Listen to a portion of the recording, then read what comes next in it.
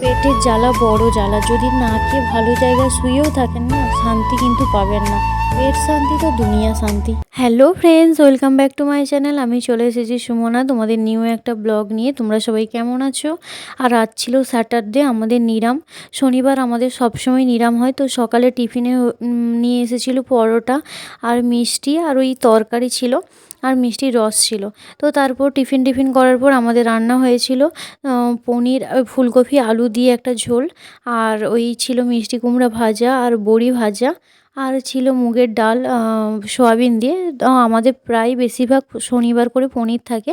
আর এটা ছিল আলু কলার একটা দম, ওটা রাতের জন্য করা ছিল।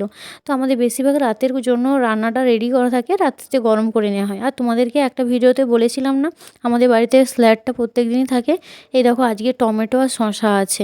তো আজকে শনিবার বলে পেঁয়াজটা দেওয়া হয়নি। আর তোমাদের কার কার বাড়িতে কী কী রান্না হয়েছে সেটাও আমাকে কমেন্টস করে জানিও। নিরামের দিনগুলো যে কীভাবে কাটে সেটা বোঝাই যায় না। তো যাই হোক, আমার ভিডিওটা যদি ভালো লেগে থাকে লাইক কমেন্ট শেয়ার করতে ভুলো না। আর দেখা হচ্ছে নেক্সট ব্লগে। ততক্ষণ তোমরা ভালো থেকো, সুস্থ থেকো। আমার রান্নাটা কেমন হয়েছে জানিও। বাই।